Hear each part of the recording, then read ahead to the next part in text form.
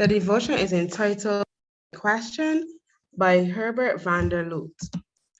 John 9, verse 3. Neither this man nor his parents sinned, but that the works of God should be revealed in him. The fact that some people come into the world with severe disabilities disturbs us. We feel a deep sense of compassion for them and instinctively wonder why they must suffer in this way.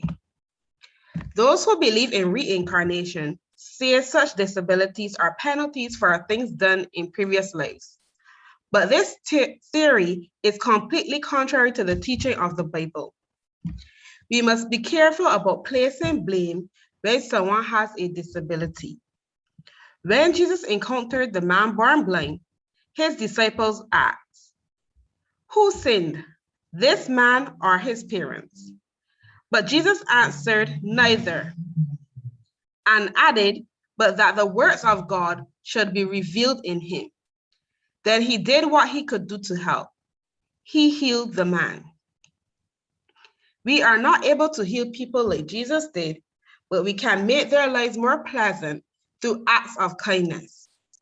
There are numerous opportunities to show love by offering practical help or a listening ear, not in a patronizing manner, but in genuine friendship. When we show respect for others, we display the spirit of Christ. Lord, help us to remember and uphold the dignity of every person. Help us to focus on what we can do and where we can't explain why bad things happen.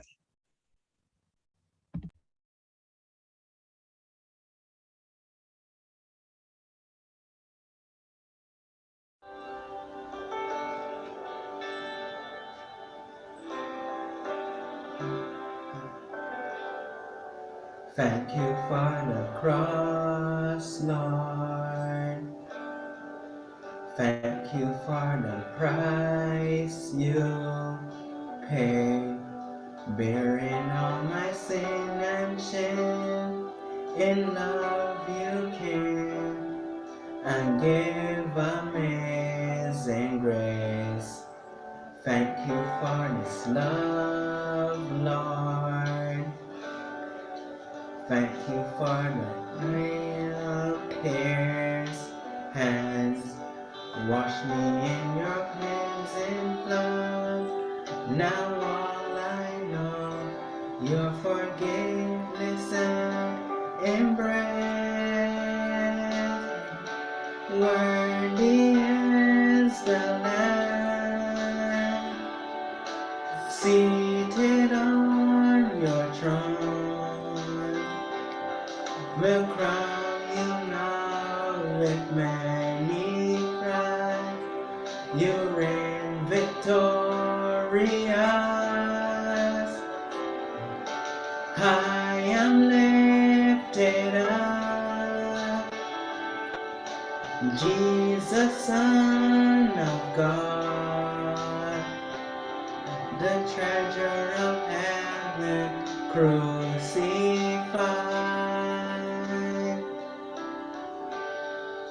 Worthy is the Lamb, worthy is the Lamb. Thank you for the cross, Lord. Thank you for the price you paid, bearing all my sin and shame. In love you came and gave amazing grace. Thank you for this love, Lord. Thank you for the nail-pierced hands. Wash me in your cleansing blood. Now all I know, your forgiveness and embrace. Worthy is the Lamb, seated on your throne. Will crown you now with many crowns. You reign victorious. I am lifted up, Jesus, Son of God, the treasure of heaven crucified. Worthy is the Lamb, and worthy is the Lamb, worthy is the Lamb, worthy is the Lamb, worthy is the Lamb, seated on your throne. Will crown you now with many crowns. You reign victorious.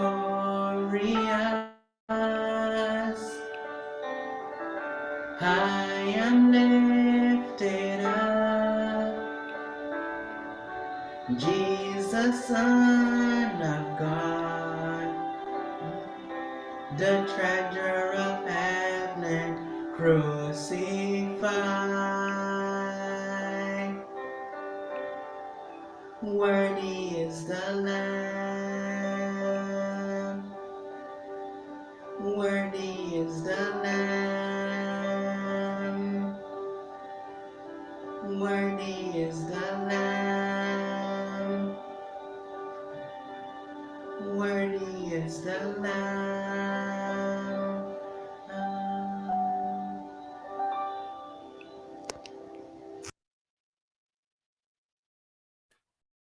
Good evening, everyone. This evening, the pleasure is mine to introduce the speaker for today. Erica Ellis is a striving music teacher who specializes in inclusive practices for special needs. She owns a private tutoring business called Embracing Diversity Academy. Erica's aspirations for students' musical aptitude developed while completing an associate's degree in music from the Barbados Community College. Later, she achieved a bachelor's degree in music and psychology at Washington Adventist University in 2017, while coping with a learning disability, dyslexia. Last year, she furthered her education by completing her master's degree in education, majoring in inclusive practices for special needs from the University of the West Indies Cave Hill campus. Erica's most recent academic achievement is a postgraduate diploma in education for secondary or teaching music from Erdeston Teachers Training College. Overall, as an advocate and practitioner, she realizes the possibilities of incorporating both of her specialties, music, psychology, and inclusive practices as one. This became possible when she implemented inclusive practices within her music class for all students with special educational needs, and educated her colleagues concerning the benefits of embracing inclusive music education. This evening, she will provide the same opportunity and resources concerning a place of worship to both church members and individuals who are interested. Therefore, educating them about the best solutions to include people with special needs who exist within our community and congregation. And on a personal note, I'll say I've known Erica for basically all my life. We went to SDA schools together. Erica has always been an excellent musician, and we were in the band together, and I'm excited to have her here. So Erica, over to you, and how are you doing this evening? I'm doing fine, Ken. Thanks for inviting me to attend your session. Greatly appreciated. Right. Glad to have you. So,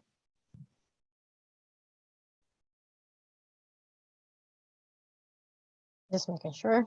Okay. Okay, so hi, good evening. Now, the title of my presentation is called Disability and the Church. How wide is your door?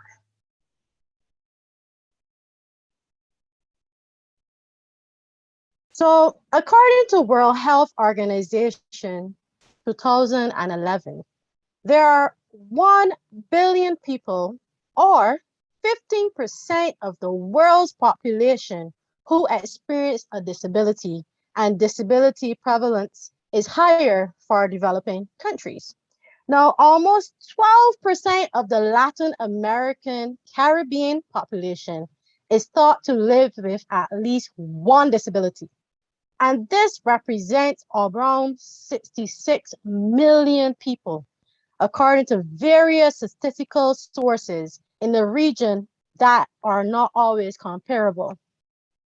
Now, the global history of the movement towards inclusion stems from the Universal Declaration of Human Rights, which happened in 1948.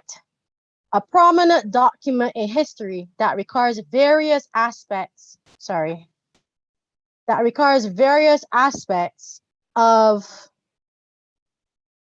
human rights. Now, Article 26 of this declaration states that everyone has the right to education and it shall be made free, at least in the elementary stages. Now, this truly established that everyone has the right to education, irrespective of race, ethnicity, sex, language, religion, political opinion, or social status. Now, as it relates to Barbados, our small little island, our view of including people with special needs within the community blossomed during the 1980s, around the same time as the United Nations World Program of Action in 1982 was implemented, and its message has trickled down over the years through enacted but not implemented. So, for example, the 2030 Agenda for Sustainable Development Goals, which Barbados adopted, includes people with disabilities and has thus opened doors for their participation and recognition as active contributing members of society, who must not face any discrimination or be left out or behind. Now, out of the 169 targets across the 17 goals, 7 targets have an explicit reference to people with disabilities. Now, meanwhile, within the Seventh-day Adventist Church, this method of inclusion was officially voted and adopted during 1995 at a general conference session in the Netherlands. And it was recognized as a ministry for people with disabilities called Special Needs Ministry. Now, according to the Seventh-day Adventist Church Manual, this ministry functions under the Personal Ministries Council and develops programs for members and others with disabilities. It should create witnessing programs, recommend how to make church facilities more accessible, and help solve transportation problems, and recommend ways to involve members with disability. So therefore, the presentation for this evening aims to provide 1, awareness of those with special needs, 2, promote a meaningful acceptance of those with special needs, and 3, promote members to action or practical help for those with special needs. But before we go into any further details, let us look at the theological and biblical background of people with special needs who interacted with Jesus Christ. Now, the church is a community of people who share the gospel with everyone, and Christ is a very perfect example. So out of Jesus' 35, I don't think it was a lot, but 35 recorded miracles, 27 touched people with special needs. He healed the boy who was unable to speak, Mark 9, verse 17. A man who was paralyzed, Luke 5, verse 18 to 26, and a deaf man. Now, I know there are a few of you within Zoom, and there are some also on YouTube I guess the ones on YouTube, you can type your answers, but I want to know from those who are on Zoom, what other prominent miracles can you remember that involves Jesus healing people with special needs?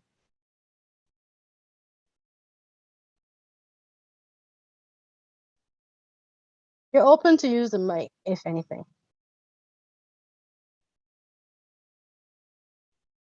The man at the pool of Bethesda. Aha, that's a good one. All right, another one. The man who was crippled and they brought him to the roof. Yes. I am loving what I'm hearing. So yes, you wouldn't think that Jesus, that his miracles were so has such a message to us that we have to that we need to interact with people and that have special needs. Now, Ellen G. White also noted in 1874 within the Testimonies for the Church, Volume 3, page 511, that when she saw that it was in the providence of God that widows and orphans, the blind, the deaf, and persons disabled in a variety of ways have been placed in close Christian relationship to his church. It is to prove his people and develop their true character. Angels of God are watching to see how we treat these people who need our compassion, love, and disinterested benevolence. This is God's test of our character. If we have the true religion of the Bible, we should feel that debt of love, kindness, and interest is due to Christ in behalf of his brethren.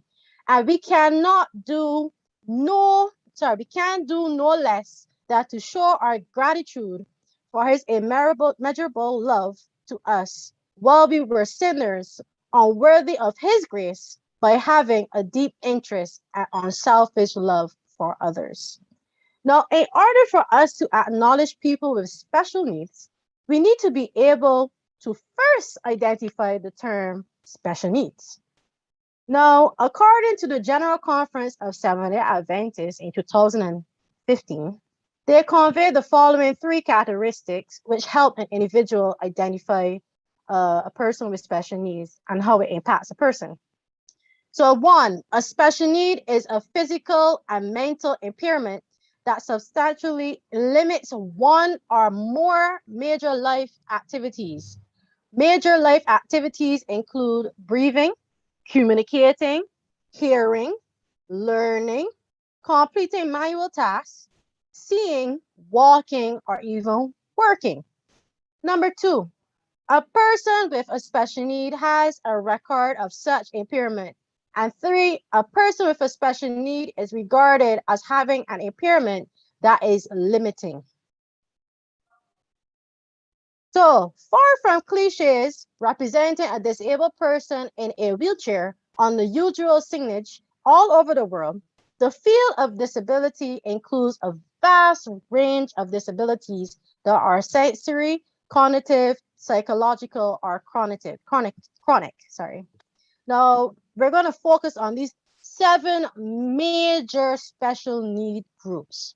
So we have the intellectual disability, deafness or hearing impaired, hidden disability, mobility and physical disability, communication disorder, blindness or visual impairment, and finally, emotional and psychiatric disability. Now, a person with an intellectual impairment is regarded as having a permanent condition that significantly impacts his or her ability to learn and process information. They may also experience difficulty with the development of adaptive skills. So adaptive skills, like for example, just as simple as brushing your hair, eating, buttoning your shirt, tying your shoelaces. Now, adaptive skills are age-appropriate behaviors necessary for independent and safe functioning in daily lives. So children and adults with intellectual impairments may have difficulty comprehending what is seen or heard, and inferring information from social cues and body language. Now, they may require repeated opportunities to master new information, and they often benefit from having new information presented in a variety of formats using auditory, so your ears, visual, so we're seeing, physical, like actually touching, and or a multisensory method can be helpful. Now, to identify a hearing impairment, you need to first understand the difference between hard of hearing and deafness. Now, a person who experiences deafness mostly have profound hearing loss, which implies very little or no hearing. So they often use sign language for communication. While a person who experiences hard of hearing encounters moderate to severe hearing loss. Therefore, people who are hard of hearing usually communicate through spoken language and can benefit from hearing aids or cochlear implants and other assistive devices, as well as captioning, which you can use on YouTube. I think we are using that. Now that we have determined the difference between deafness and hard of hearing, you also need to recognize the correct approach towards writing the term deaf. So for example, when writing the lowercase deaf with a D, a lowercase d, it is typically referred to those for whom deafness is primarily an audiological experience. So it's merely used to describe those who lost some or all of their hearing in early or late life, and who do not usually wish to have contact with signing deaf communities, preferring to try to maintain their membership in the major society, so being normal, in which they are socialized. Now, the capitalized deaf, D, refers to those who are born deaf or deafened in early or sometimes late childhood, for whom the sign language communities and cultures of the deaf collective represents their primary experience and allegiance, many of whom perceive their experience akin to other language minorities. So our next major special needs would be hidden disabilities, ones that you don't typically see. You have diabetes, seizure disorder, learning disabilities, high blood pressure, cancer, conditions relating to obesities. So the concept of invisible disability takes its name from the forms of disabilities that are not apparent, but that impact the quality of life. Now, among these are schizophrenia or deafness, for example. Hidden disability needs can impact people of all ages and may occur at any point in their lifespan. And even the impact of these hidden needs can range from the slightest to intense or even life-altering. So several factors will determine how each person will uniquely respond to their need. And it may include the impact of their condition on their ability to function day to day, the support system available to them, so that'd be like their family, a special needs teacher, psychologist, speech pathologist, all of those make up, there are more, but that's a gist of what a support team would include. The severity of their condition and the unique personality of the individual. Now, this is what we typically see on a regular: mobility and physical disabilities. Now, a mobility disability limits an individual's capacity for the performance of the activities of daily living. So the individual may need assistance in moving from one place to another by using a wheelchair, walker, or cane. Next is communication disorders. So a speech disability or communication disorder affects a person's ability to communicate and can be categorized as language and voice disorders, articulation errors, disfluency, or stuttering. Now, a visual disability affects a person's ability to see. Visual disabilities range from limited vision, so glaucoma and cataracts, to blindness. So here's an interesting fact. I want you to think about it. According to the World Health Organization for 2011, over 285 million people in the world are visually impaired, of whom 39 million are blind and 246 million have moderate to severe visual impairment. And without extra interventions, these numbers will rise to 75 million blind and 200 million visually impaired by the year 2020. We know in 2021, COVID happened. I have a feeling those numbers went up.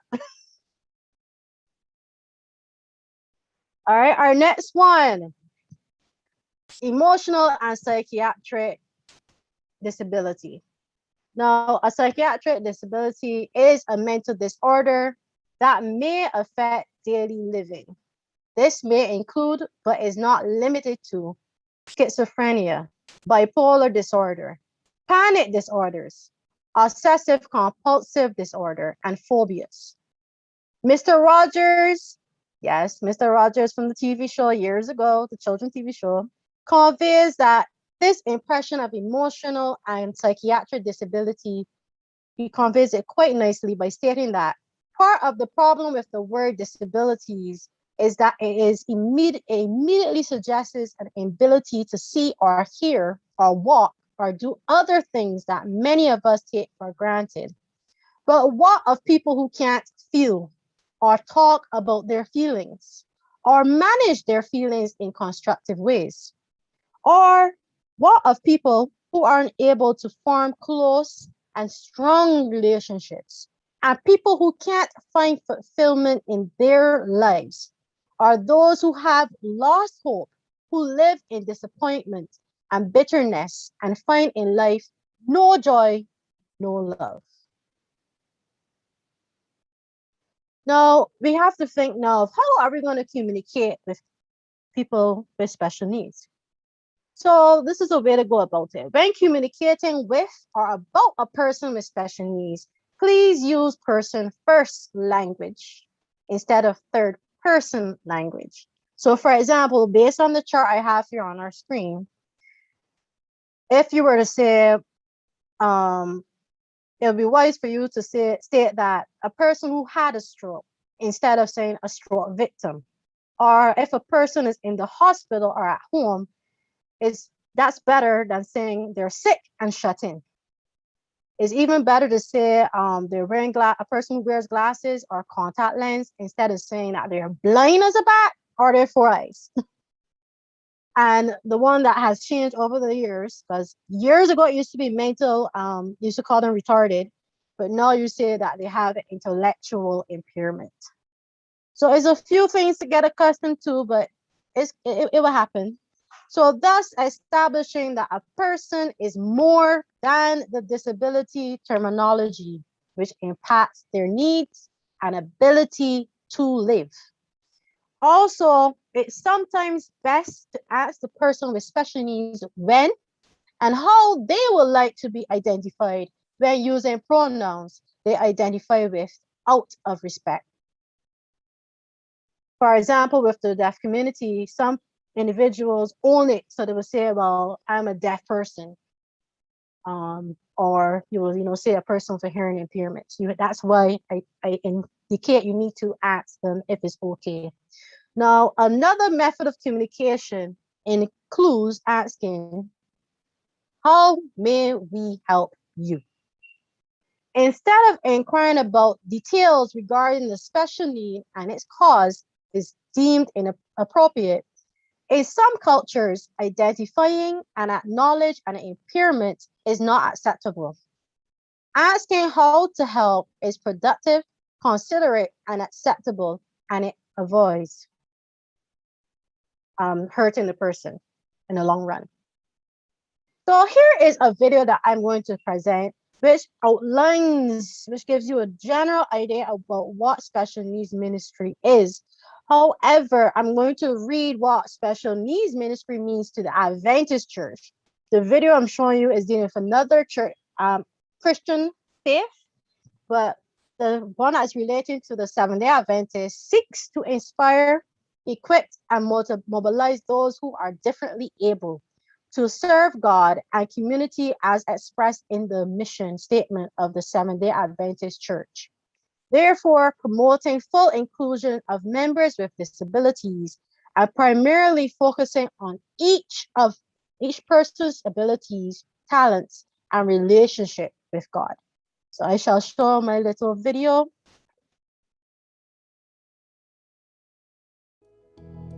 Here at Johnny and Friends, we believe that Christ is the only hope for the world, and that the church, as a body of Christ, has been given a common mission to go and make disciples of all nations. Throughout his ministry, Jesus made it clear that this included sinners and tax collectors, Roman centurions and Jewish Pharisees, people with disease, and people with disabilities. Early missionaries like Paul carried the gospel far and wide across the Roman Empire, and no barrier, not even the threat of persecution or martyrdom, could stand in the way of the gospel's advance. But in our churches today, we have, without even realizing it, created barriers that keep people with disabilities from the gospel. How do we ensure that we're ready to welcome anyone into our communities? The child with autism, the woman with intellectual disabilities, the man who's lost use of his arms and legs? Or how do you encourage the expectant mother who's learning she's carrying a child with a life-altering genetic defect? Cliché answers and platitudes won't do. Our churches must reflect in word and action the reality that everyone is created in the image of God, that Christ died once for all, and that each of us has value to contribute in the body of Christ. Being an accessible church means far more than making buildings accessible. As Sam Alberry puts it, people don't enter a church, the church enters a building. When we include people with disabilities in our communities, we are reflecting something that is already a reality. Christ died for everyone. Everyone who knows Jesus needs to find their place in the body of Christ. Without them, the church is incomplete. We're not going above and beyond the call of the Great Commission. We're fulfilling it more completely. When we make room in our churches for those on the outskirts of society, we are filling God's house. You're not alone on this journey, and it's our prayer that Johnny and Friends church training resources will encourage and equip you for every good work that God has planned for you.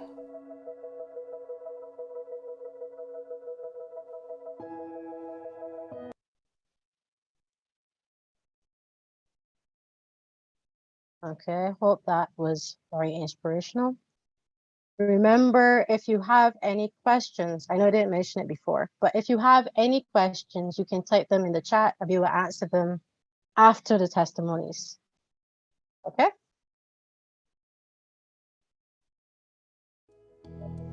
Here. So it was mentioned within our video that we have anticipated barriers. We do have them in our church.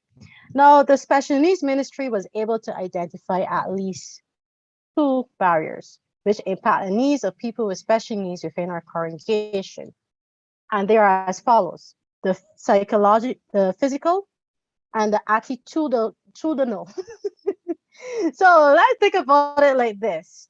Most churches refer to tangible barriers such as architect and financial issues, but the outstanding barrier is attitudinal. Now, as it is related to social constraints, such as a lack of awareness and knowledge, limited attitudes and fears and discomfort and avoidance. Now, 2 of the greatest influences on our attitudes are background and knowledge.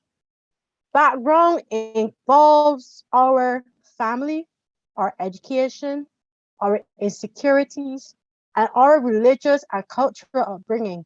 In certain religious or social systems, people with disabilities are shunned, viewed as cursed, an object of charity, shamed, dishonored, made the lowest class of society. Now, on account, these barriers deny equal opportunity for people with disabilities, such as employment, public services, transportation, public accommodations, and telecommunication services within our community and church. Therefore, the removal of potential barriers for people with special needs must be seen as a present challenge and a top priority of our church, who is seeking to fulfill the Christ message of reaching, nurturing, and enabling all people. Consequently, encouraging families to turn towards religious institutions for support, information, and development of their spirituality and faith.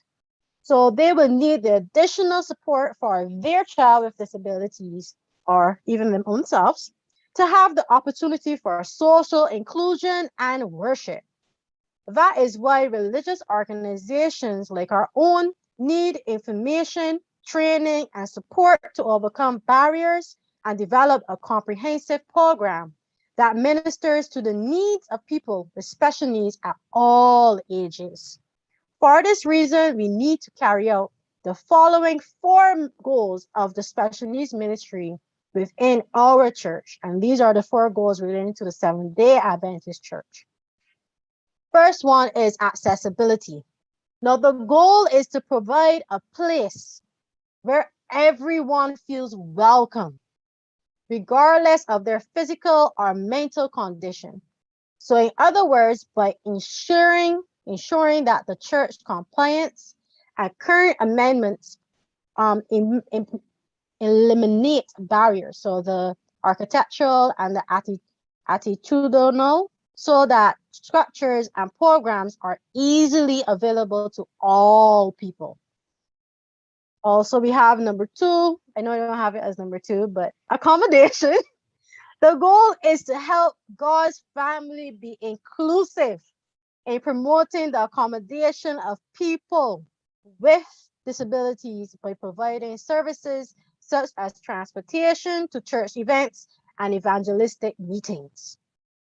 3 is encouragement. The goal is to encourage people with disabilities to participate fully in all aspects of church life, such as in volunteer service positions, on the church board, or in other communities. Number 4, education.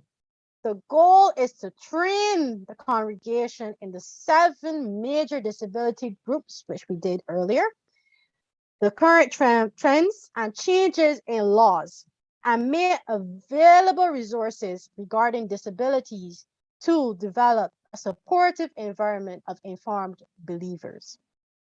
You can also include employment, even though it's not a part of the church goal. The director, you will call it a special needs director, can also develop and maintain a database that includes the job skills of members with disabilities. You're all around, you're trying to embrace them. So as a church, what can you do to welcome people with special needs? So we have listed a couple ideas. I'm going to read 1 or 2, and I'm going to mention some others in my own little notes. So you can have an usher in the parking lot, make one available in the parking lot by the blue accessible parking spaces to offer assistance. You can also have, during class discussions, invite those with disabilities to share their thoughts. You can also train ushers, deacon, and deaconess on seating people affected with disabilities. You can arrange for assistance from a deacon or deaconess to find seating that meets everyone's unique physical needs, including easy accessibility of entrance to and exit from the sanctuary. 2, Provide written sermon notes or guides. If so, be sure to provide a version that is appropriate for those requiring a more straightforward guide to the sermon. You can also arrange alternative ways for members to share their ideas and comments during lesson study. Provide ways for them to write their comments so that they can be shared by another person to avoid discomfort. If a member with a learning disability does attempt to share a thought or idea, care must be taken not to rush them or try to finish their thought for them. Patience and compassion will encourage the sharing of ideas and thoughts, regardless of communication challenges. Overall, for an adult or child with a disability to be truly included in the church family, she or he needs access to the gospel message through the Bible, sermons, the worship service, Sabbath school programs, and materials, Bible study guides, music, pathfinders, education, and fellowship. Community-based activities such as vocational Bible school, evangelistic meetings, and vegetarian cooking class are a few other ways to provide meaningful support to those with special needs. Now, individuals with disabilities may not be aware of alternative resources that are available. Therefore, our goal as a church and as a special needs ministry is to help people with disabilities access those resources and the support they require to feel fully included within our church. Thank you.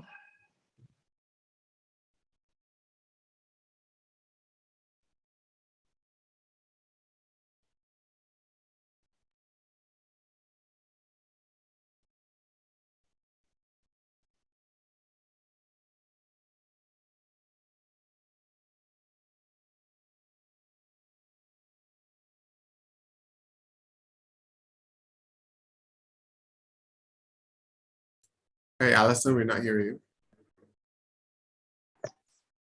Sorry about that. Thank you, Sister Ellis. I know that we all had much to ponder on because we have been given a wealth of information. And as you said, we will be entertaining questions at the end of this short testimony that we will be having. And you can either write it in the chat or when the time comes, you could raise your hand and you'll be called. Now, the testimony that we will have will be given by Sister Payne. She's not a stranger to the Seventh-day Adventist Church. She too has a child with special needs, and she's here today to tell us how she coped, how she's still coping, and how God guided her and her process along the way. Sister Payne. Thank you, Sister Allison, and good evening to everybody. Now, I want to begin my testimony by quoting Isaiah 43, verse 2. It's a promise which God has made to his children. It says, "When thou passest through the waters, I will be with thee, and through the rivers, they shall not overflow thee. When thou walkest through the fire, thou shalt not be burned, neither shall the flame kindle upon thee." And if God has promised to be with us through the water and fire, then I know that he will be with us in any situation. And yes, he has been with me and my husband, and he still is being with us as we continue to care for our adult child. And I use those two terms deliberately, adult, but yet he is like a child in some ways. And by the way, the young man who sang earlier in the program is the young man I'm talking about right now, Ramon. As a baby, Ramon showed no real signs of having a problem. He walked and he talked at the usual times that infants do, children do. But as he grew, we realized that he showed no interest in certain things that babies and toddlers love to do. In fact, something like toys, he had no real interest in toys, just a few minutes, and he was finished with that. And I know too that toddlers and infants like to color and scribble, but my son didn't show much interest in these things. I didn't worry too much really because I know that children develop at different rates. So I thought that maybe he's just a little slow. But after time, I realized that this behavior was continuing and he was not really showing any interest in academic things. What he was interested in was fans and road signs and cars. It seemed a bit unusual. Anyhow, I decided when he was around 5 to 6 years old to have him assessed by a psychologist. And he was diagnosed with having autistic tendencies with a bit of mental retardation. He had problems focusing in class at school, but he knew all the names of the children in the class, and he would come home and he would call the register and answer. He would also knew the names of all the teachers in the school at that tender age, every one of them. And he also, knew all of those oral things that were taught, all the psalms, all the prayers that they did in school. He would come home and he would just recite them. But after time, I decided to take him from the Adventist school because they did not have the facilities to properly teach children with disabilities. So he was sent to a school for children with special needs. But I want to share an experience with you that I had with him, and I really saw how God worked with us. He was at the Adventist school at the time, still in infants. And one evening I went to collect him. And I didn't see him on the playground where he usually would be. I checked the classrooms, I looked all around the place, and he just could not be found. So I alerted the principal and the teachers who were still there that I couldn't find him. So the principal decided to get into her car and drive around the neighborhood to see whether he had followed some of the children who walked home. At the same time, I decided I'm going to the police station. So I went to the Hastings police station and reported that my child was missing. And during this time, I was just praying, Lord, I hope that we will find him before dark. And I started to imagine all sorts of things. I hope that nobody takes advantage of him. But when I got back to the school, I was told that a teacher from the secondary school had called to say that she had spotted him in Bridgetown. And she held him until the principal got there. We believe that he got into a bus with other children who were going to town. And I don't know where he planned to go, but he was in Bridgetown. Anyhow, the principal collected him and brought him back to the school without a scratch. I don't think anybody will understand what emotions went through me first when he was missing, and then to see that, God answered my prayer and he was brought back to the school safe and sound with an umbrella in his hand. We don't know where he got it from. Anyhow, he was not bothered. He was happy as a lark. He didn't even realize that he was lost. Anyhow, he continued in special schools until he was about 18, 20, and he never showed any real interest in academics. But he has a limited knowledge. He can count, he has limited reading skills, and he likes to spell. So these are things that I continue to encourage him to do. He has an excellent memory and is very people friendly and loves music and singing. He also loves machines, especially the lawnmower and the whacker. So he will always help to cut the grass around the house. But how do we cope? Now, dealing with a special needs person calls for a lot of patience, tolerance, and understanding. You have to find out what works for the particular person, and you have to educate yourself about the way these persons think, how they cope, and how to handle their peculiarities. Because we learned that their brains are wired different from ours. So there's certain things that we think they should understand, but they really don't. So I tried to read as much as I could about his condition. And I also got advice from psychologists and teachers and other specialists. At first, when he used to be quite rude, sometimes he can still be, and we used to spank him, but we found that it only made things worse. Situation escalated. So we resorted to depriving him of things that he likes. He would express sorrow for his behavior, and then the next day, he would go back and do the same thing. He seems to be incapable of learning from his experiences, and we are still working on that. Another thing that I use with it is silence, because if you don't keep quiet, sometimes you would certainly do the wrong things. So I have learned to close my mouth. So we use silence sometimes to cope. When he refuses to respond, we refuse to respond to his what I call misbehavior. He soon gives up, and he seems to have a split personality. So sometimes he thinks that we should do what he says, but the silence works quite well here. He's still very childish at age 29. There's certain things which he likes to do, and if he doesn't get the chance to do them, he would just fret and quarrel. Simple things, like if he is somewhere in the house and he hears the kettle whistling, he is going to run and he's going to come to turn off the stove. And if you get there before him, he's going to complain. But what we do now, what I do is to call him. When I know the kettle is about to, the water is about to boil, I call him and tell him to turn off the stove.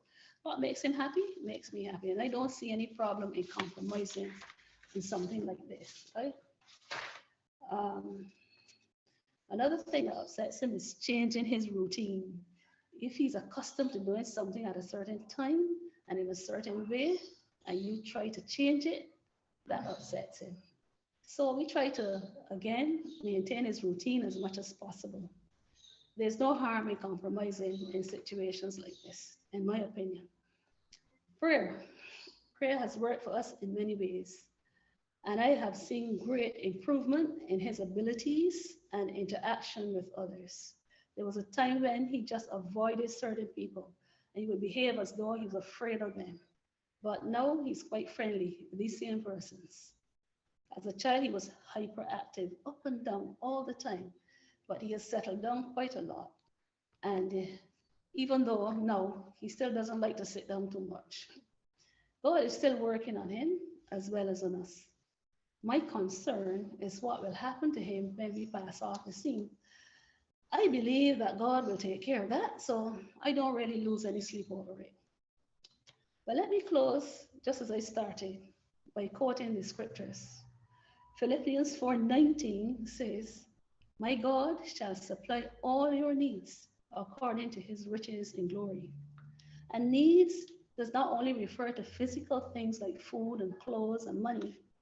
It refers to things like wisdom, patience, perseverance, guidance, and assurance, and any other needs that we might have. It says all our needs, whatever kind of need you might have.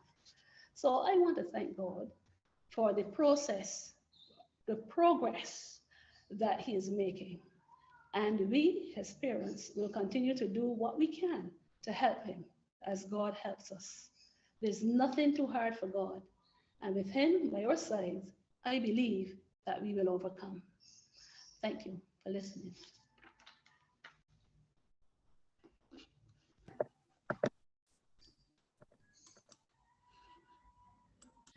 Thank you, Sister Payne, for that testimony. And as I sat here listening, what came out to me was time and patience and being able to daily take it gradually, step by step, because you were new to this situation and you knew nothing about this area of the disability that your son had, Ramon had, and you had to daily learn about it, daily learn about him. And this is an eye-opener for me, because here you sit down and the part about him catching a bus on his own and going into town. I can imagine for us as us parents that have children that are relatively normal, we would be panicking too as well. But we thank you for that testimony. We thank you for bringing us into your life, the life that you had, and you are continuing to walk out with God, with Ramon. And I pray that God will continue to guide you and strengthen you and give you the knowledge needed as you go on your daily way. Thank you very much. Now we will take any questions that you may have for the speaker, Sister Ellis. And if you have anything to say to Sister Payne too, we will take any questions that anyone may have at this point in time.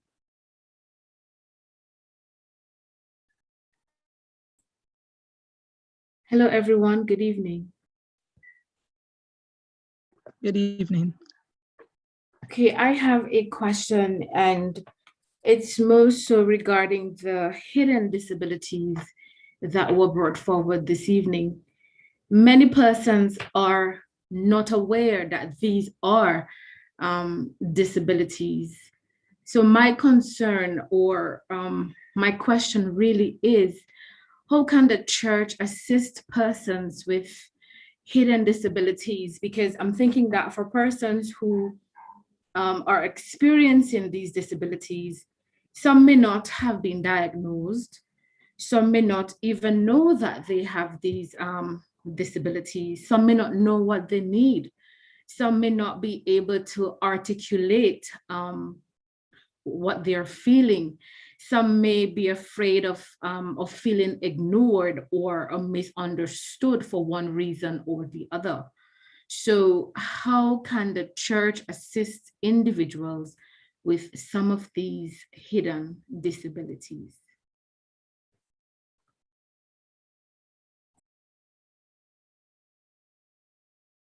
That's a tough one, Suyan.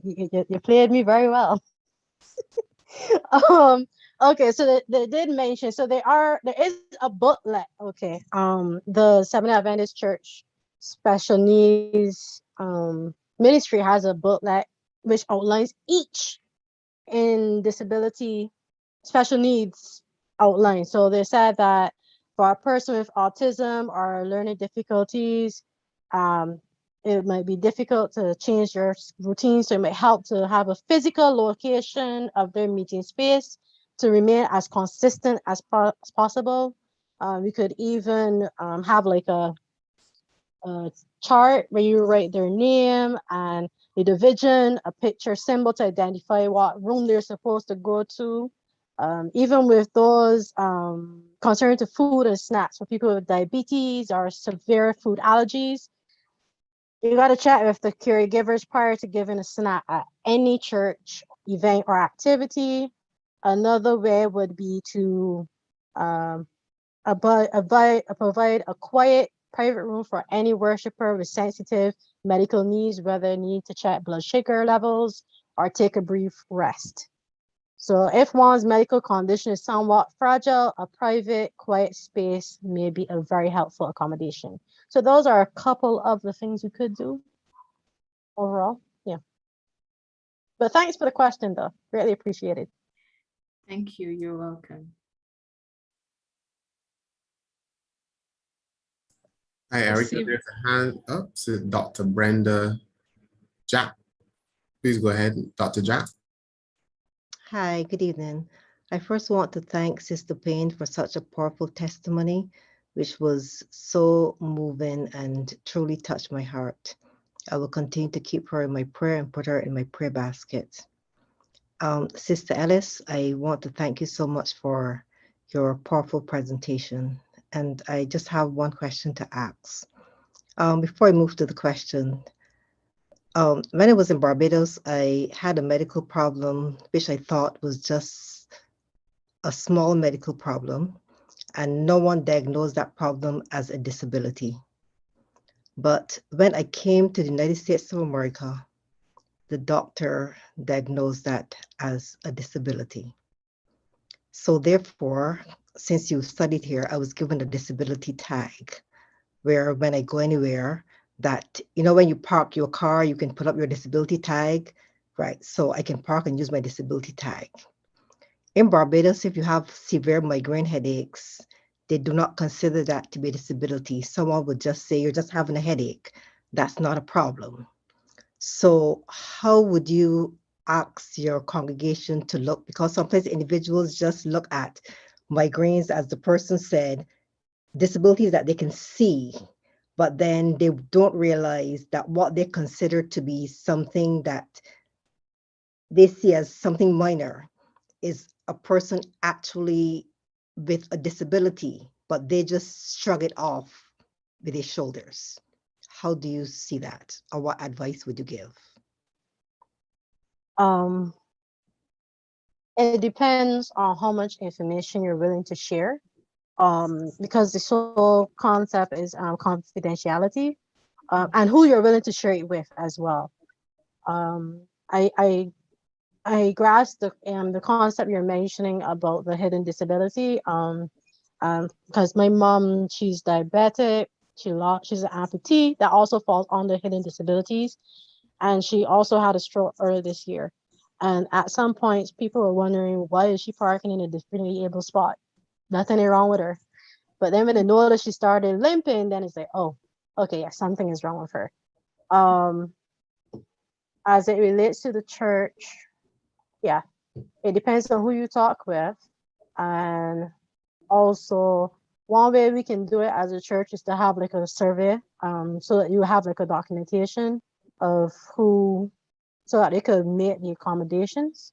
Like, that's one way I could think about it. But again, it's who you determine to speak with. Right now, we are trying to get to that point where all churches would have a special needs director. We're getting there slowly. Just like what I mentioned with Barbados, so we got all these rules, but we haven't implemented them yet. So it's going to take some time. But once we are able to have that particular person ahead, they're now putting it in East Carib Conference. We're now implementing it.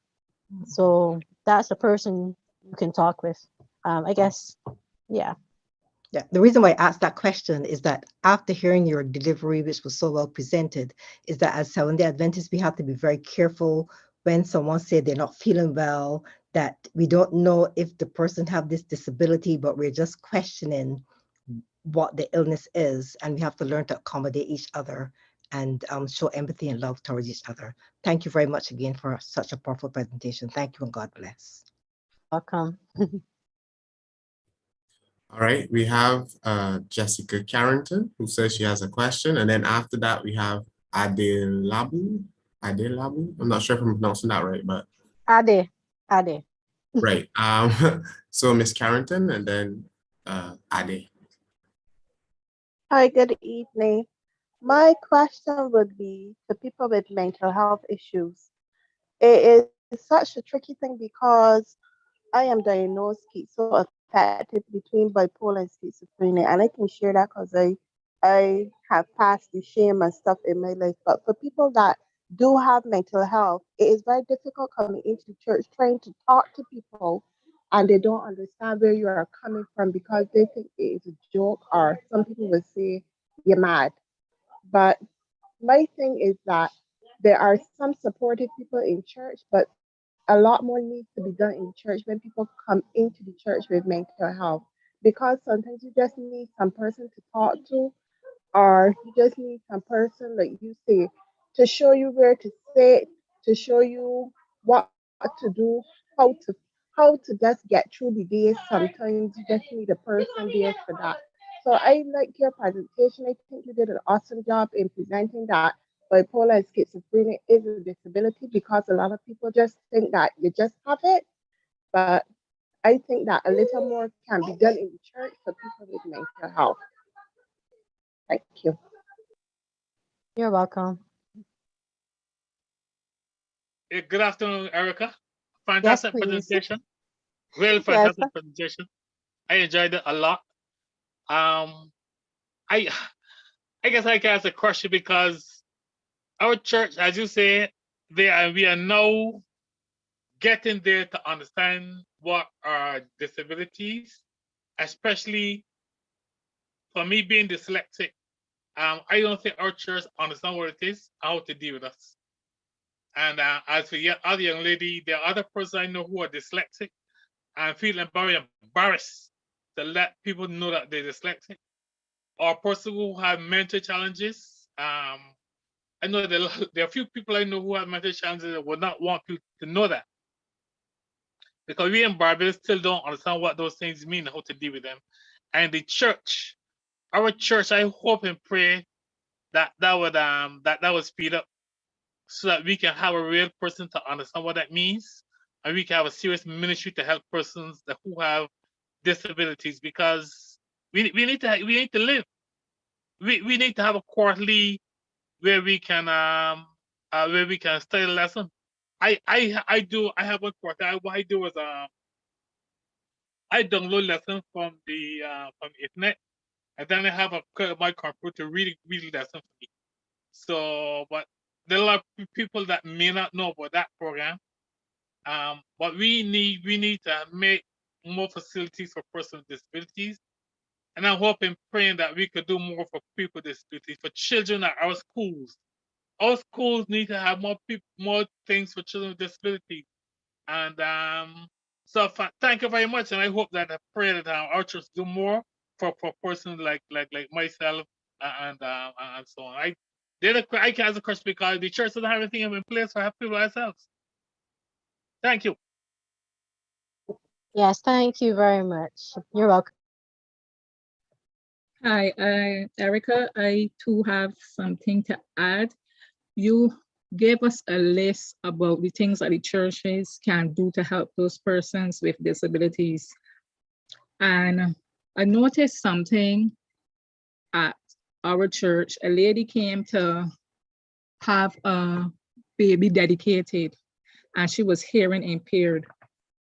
And we don't have anyone in the hearing impaired, no one that can sign in our church.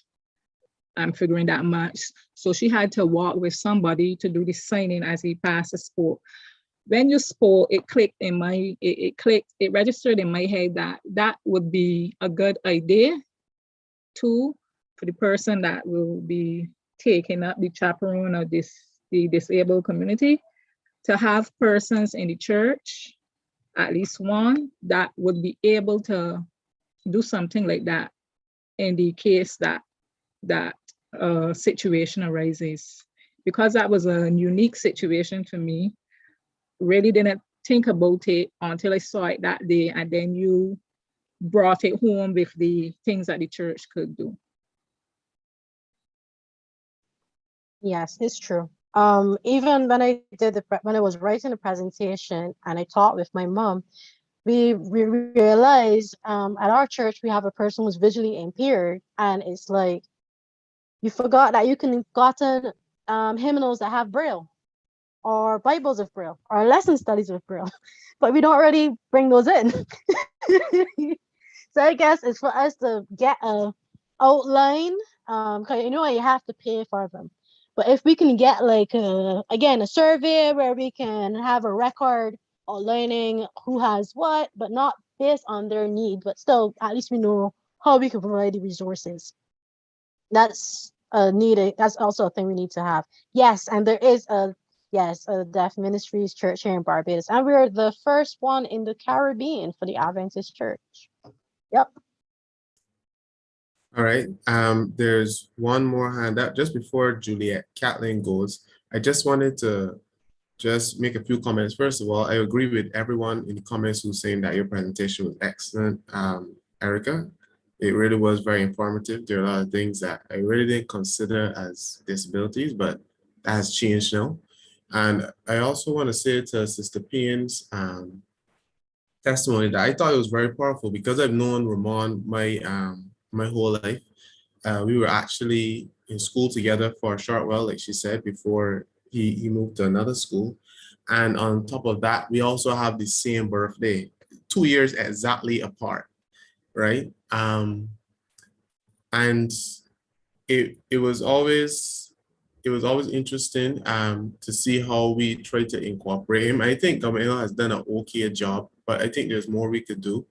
And I think there's more we could do for other persons who have disabilities as well. But I'm glad that that there are some things being done, but I'm sure that there are more that we can do. Even in our schools, we could do more perhaps to accommodate persons with certain disabilities. So Ms. Catlin, you're the last person. Please go ahead. Hi, Erica. I didn't get all of the presentation, but I just want to ask this one question. I don't know if you covered it already, but I know, and Brenda brought up a point about labeling. How do you, because no one wants to be labeled, and even now that we are talking about disabilities and what we can do to include those with disabilities, hidden disabilities, and all kinds of disabilities, people still don't want to be labeled. How will the church be able to bridge that gap? What are the means that they're going to adopt, or would you recommend that they adopt, so that we don't label people, even though you said building a special room for them or having a special room? Still, people don't want to be labeled or to be made to feel different. So how can we bridge that gap? That's a very tough gap. What I put here on the screen is a gist of what we did, Auntie Juliet. So we have so we discussed about how you describe the person, especially like if you're talking with them or you're talking about them. So like if you're speaking with a person who is deaf or hard hearing, well, mainly deaf, you could, when you speak with them, don't speak to the interpreter, the sign language interpreter. Speak to them. You're seeing them as an individual. That's the whole gist of what all of these laws and rules are coming about. You talk to the individual. You see them as a person. Once they realize that you recognize them as a person and not their need, not their special needs, that's the one way to bridge that gap. And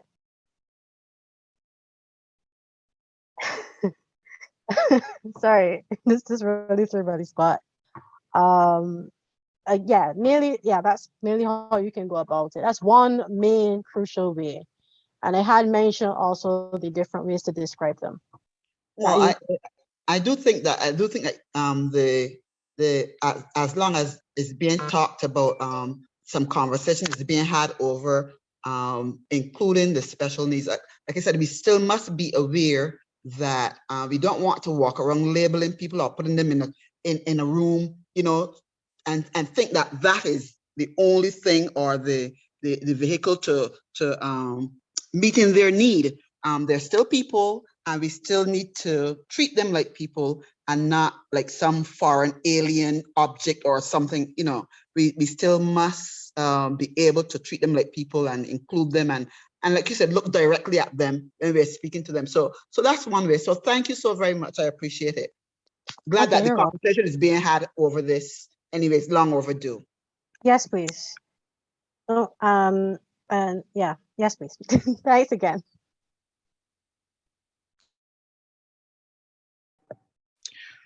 Okay, we have come to the end of our discussion on disabilities.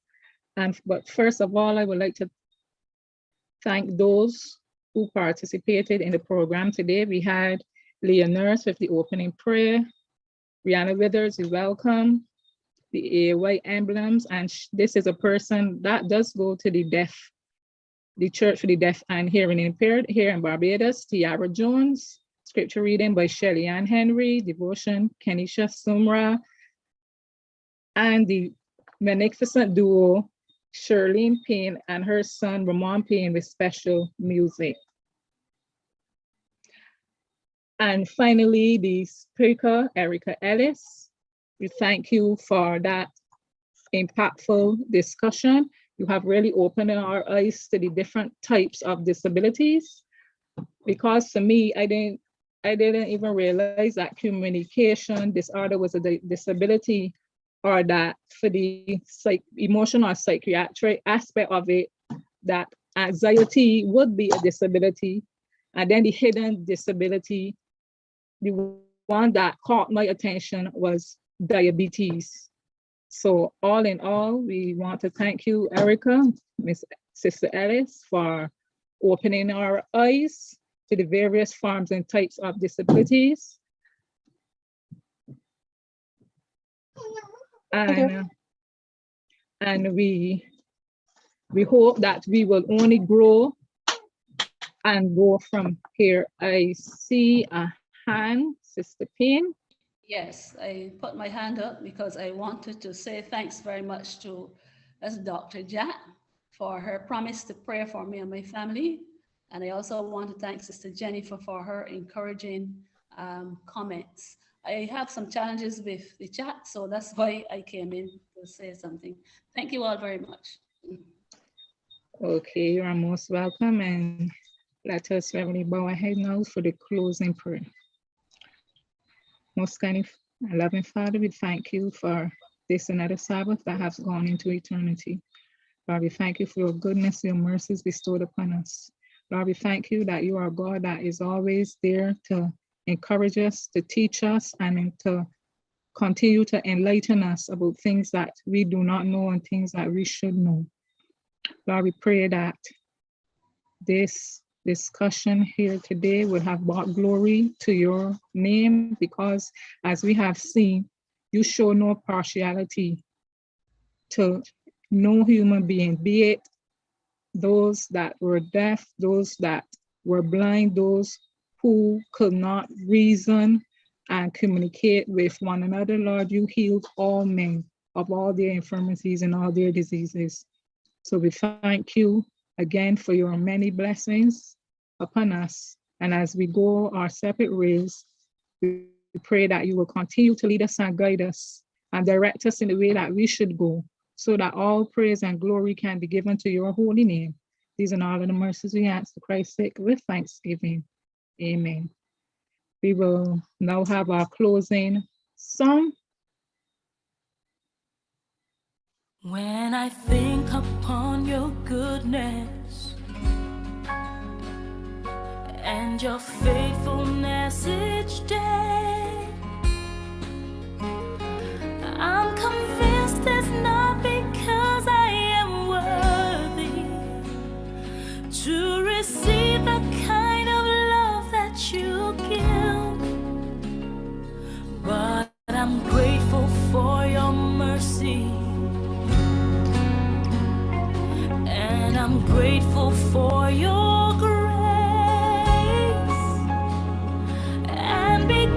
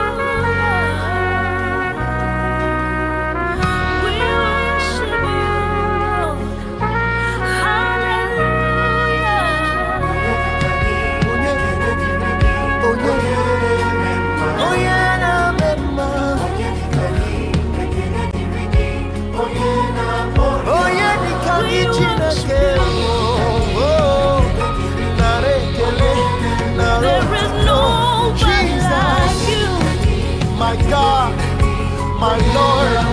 Oh, you're the warrior. We worship you, Lord. Nobody like you, Lord. Oh, Jesus, we exalt you. We thank you, Omega.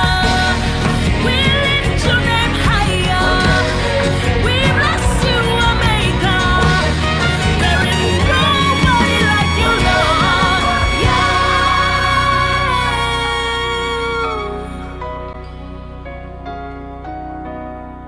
Imela, Imela, Okaka, Oyekirua.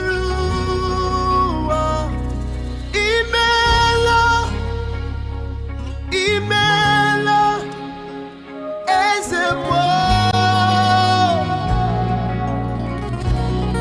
Oh, Imela, Imela, Okaka,